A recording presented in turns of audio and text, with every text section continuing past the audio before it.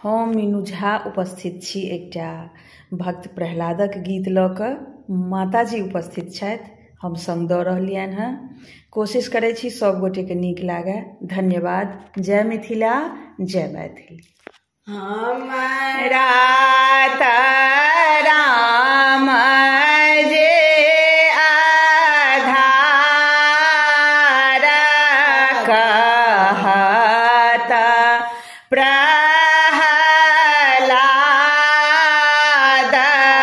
पिता से, हमरा राम जे आधार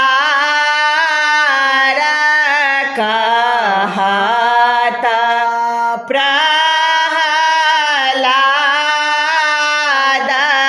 पिता से, अगर बगर गुरु क्यारे पढ़ायो, हम त पढ़ब राम राम।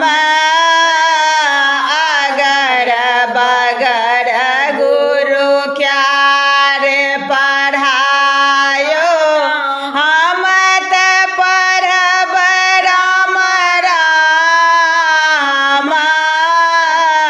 बिना राम के मुक्ति न होवे, शीघ्र जीवन बिनु राम कहत प्रहलाद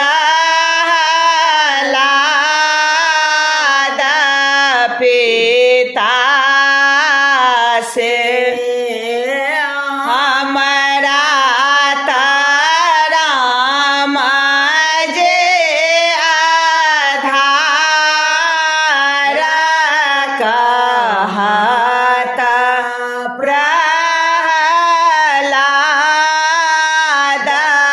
पिता से। पंडित जाए कहे राजा ससुर प्रभु कौन उपाय। पंडित जाए कहे राजा करो प्रभु कौन उपाय। सब लड़कन को पढ़न बिगाड़े, झाले ओ मृदंग बजाए, कहत प्रहलाद पिता से, हमरा राम जे आधार कहत प्रहलाद पिता से। एतबे वचन सुनल हरिना, कंस बांधे खंभ लगाए, खड्ग उठाए धरे सिर ऊपर, खड्ग उठाए धरे सिर ऊपर, कहाँ तेरो राम जे सहाय, कहत प्रहलाद पिता से। अंध पिता तुझे सूझत ना, अहे कट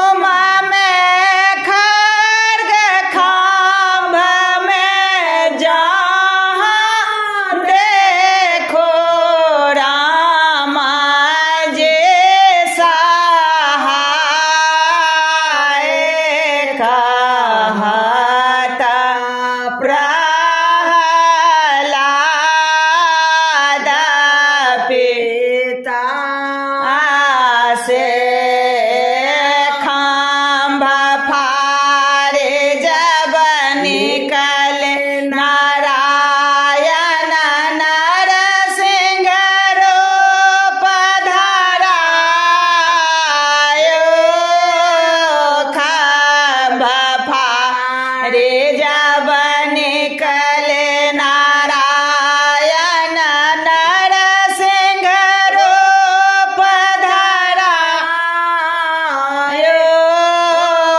हरिना कंस के उदर बिदारे प्रहलाद के लेलनि बचाए कहा